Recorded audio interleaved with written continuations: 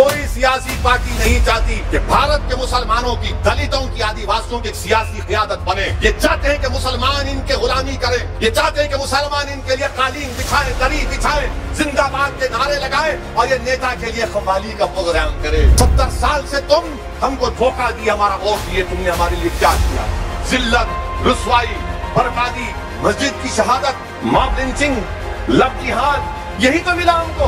Election हमारी जमात लड़ेगी, भाड़ में जाए तुम्हारा, तुम हारो जीतो, मेरे को कोई परवाह नहीं है। जो मुल्क के डिफेंस मिनिस्टर थे एंथनी ने कहा हालिया दिनों में कि अब हम ज्यादा मुसलमानों की तारीफ में नहीं बोलना चाहिए, इसकी वजह से हमारी वजह से हारे आप। तो बोल दो कि भारत के मुसलमानों का वोट नहीं चाहिए, हम बोलो ना, आप क्यों नहीं बोलते?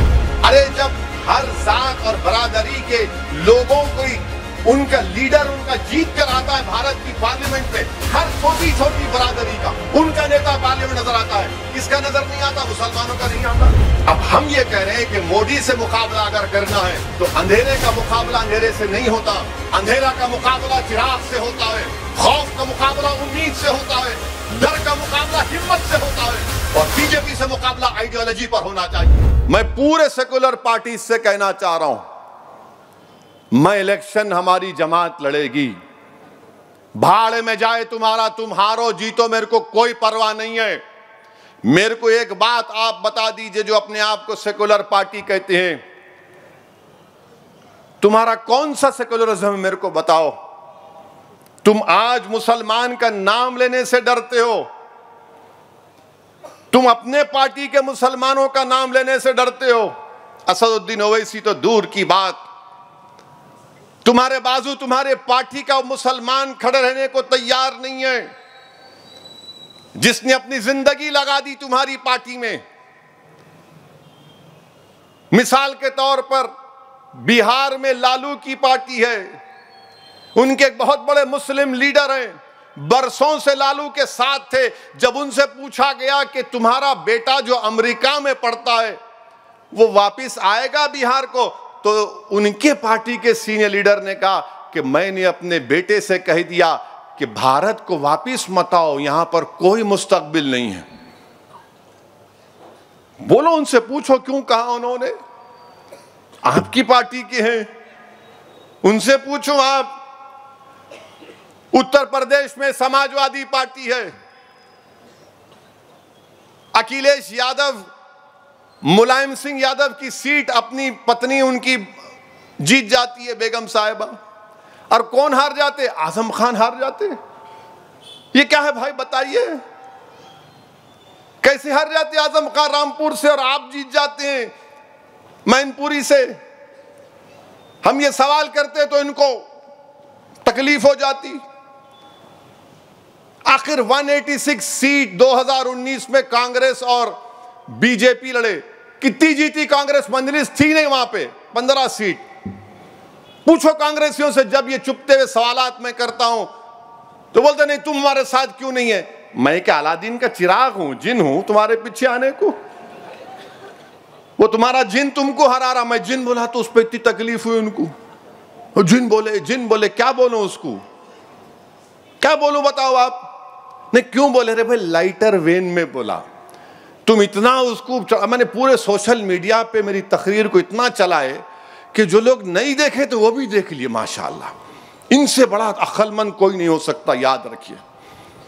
माने जो काम आपका दोस्त नहीं करता ये दुश्मन कर देते हैं माशाल्लाह से। माने हर जगह पर आप देख रहे हैं। अब आप इनसे पूछिए जाकर, ये सेकुलर पार्टी से, भाई आप मुसलमान का नाम क्यों नहीं लेना चाहते? तो बोलेंगे अरे नहीं बीजेपी से लड़ना है। अच्छा बीजेपी से लड़िए, कौन नहीं लड़ो बोल रहा आपको? लड़िए, लंगोट कसिए, लड़िए, हम भी लड़ रहे हैं।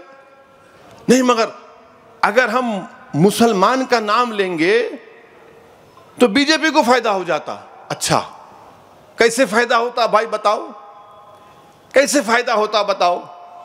हम भी तो जानना चाह रहे कैसे फायदा होता। हमारा वोट तो चाहिए मुसलमानों का आपको, मगर हमारे साथ ठहराने के लिए हम आपके लायक नहीं हैं। वोट तो चाहिए मगर इज्जत नहीं देंगे,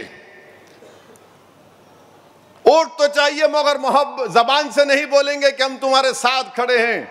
नहीं, डर है मोदी को फायदा हो जाएगा। और खुद कांग्रेस के बहुत बड़े लीडर जो मुल्क के डिफेंस मिनिस्टर थे एंथनी ने कहा हालिया दिनों में कि अब हम ज्यादा मुसलमानों की ताईद में नहीं बोलना चाहिए, इसकी वजह से हमारी वजह से हारे। आप तो बोल दो कि भारत के मुसलमानों का वोट नहीं चाहिए हमको, बोलो ना, आप क्यों नहीं बोलते?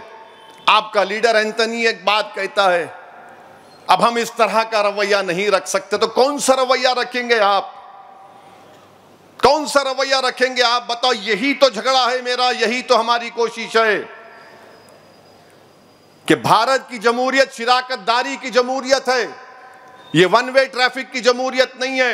अरे जब हर जात और बरादरी के लोगों को उनका लीडर उनका जीत कर आता है भारत की पार्लियामेंट में, हर छोटी छोटी बरादरी का उनका नेता पार्लियामेंट नजर आता है, किसका नजर नहीं आता? मुसलमानों का नहीं आता। बताओ कितने एमपी भारत की पार्लियामेंट में? 4 या 5%। दूसरे जो बरादरियां हैं उनकी आबादी के करीब करीब बराबर सब वहां पर नजर आते हैं आपको।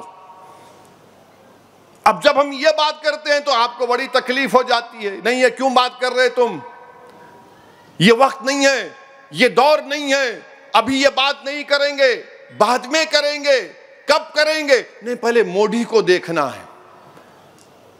अब हम ये कह रहे हैं कि मोदी से मुकाबला अगर करना है तो अंधेरे का मुकाबला अंधेरे से नहीं होता,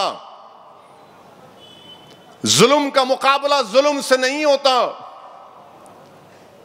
जबर का मुकाबला जबर से नहीं होता,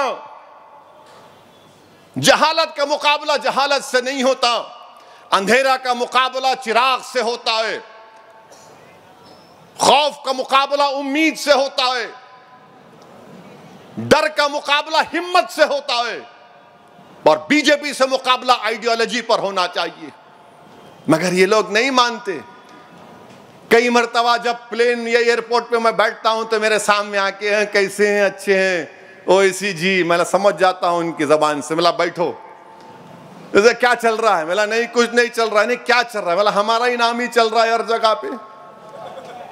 बोले ये क्या बात है? मिला फिर ये क्या बात है? यही बात है, बोलना क्या चाह रहे बोलो ना, क्या चल रहा है तो बोलो।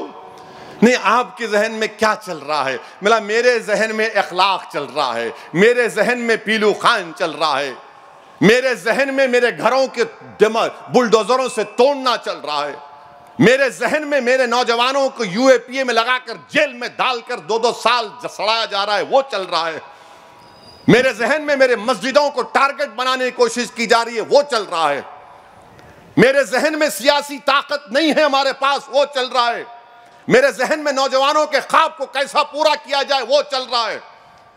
तो पलट के बोलते खाली यही इतना ही सोचते आप अपने लिए? मिला आप क्यों नहीं सोचते? आप तो अपनी जात के बारे में सोचते। मिला बताओ आप कौन सी बरादरी से हैं? अरे ये क्या पूछ रहे? मतलब बोलो कौन सी बरादरी से? मैं तो कह रहा हूं ना, मैं हूं जो भी हूं, हम ये हैं। मिला आपके ये पूरे मुल्क में आपके हैं।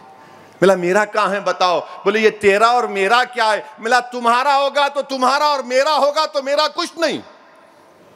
इनको ये बात पसंद नहीं है। याद रखो मेरी इस बात को आप, कि भारत का मुसलमान की कोई सियासी लीडरशिप बने, मैं खुल के कह रहा हूं आपसे, मैं कभी इस दुनिया से जाऊंगा एक ना एक दिन, मगर तुम याद रखना मेरी इस बात को, जहां तक अल्लाह मेरी आवाज को पहुंचाएगा, कोई सियासी पार्टी नहीं चाहती कि भारत के मुसलमानों की, दलितों की, आदिवासियों की एक सियासी क़ियादत बने।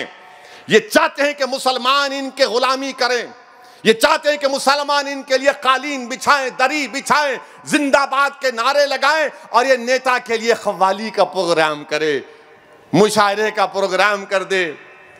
ईद के दिन आए तो बोले सर जरा आ जाइए ना शीर खुरमा खाने के लिए। ये चाहते हैं।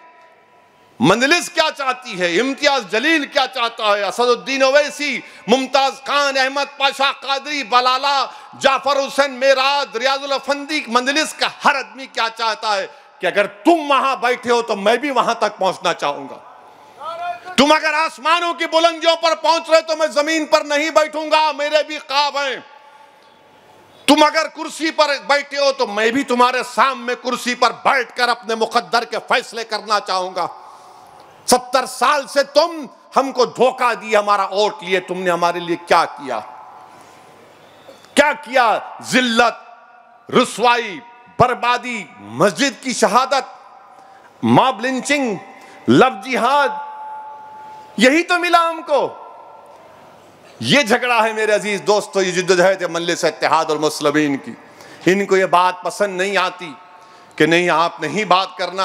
आप लिख लो मेरी इस बात को, कभी भी नहीं चाहेंगे कि एक आजाद आपकी क़ियादत पैदा हो जाए, मुसलमानों की, दलितों की, आदिवासियों की। बल्कि हमारे जो हिंदू भाई गरीब हैं उनकी भी लीडरशिप को बर्दाश्त नहीं करते। ये सब के सब आलाजाद के लोग ये बोलेंगे नहीं नहीं हम बड़े हैं तुम छोटे हो। मेरे अजीज दोस्तों और बुजुर्गों, ये लोग अगर बीजेपी से, आरएसएस से मुकाबला करना चाहेंगे तो ऐसा मुकाबला नहीं कर सकते आप। आपको मुसलमानों का अगर साथ देना है, साथ लेना है, तो आप ये सोचकर मत चलिए इन्हें कहां जाएंगा, हमको ही वोट डालेंगा। नहीं, हमको वोट डालने की बात ये गुरूर और तकब्बुर की बात है। अगर आपको मेरा वोट चाहिए तो फिर आपको बात करना पड़ेगा मेरी तकलीफ के बारे में, मेरे इंसाफ के बारे में बात करना पड़ेगा। जब आप दीगर अपनाए वतन की बात करते हैं तो हमको क्यों दूर किया जाता है उससे? क्यों हमको दूर किया जाता है उससे?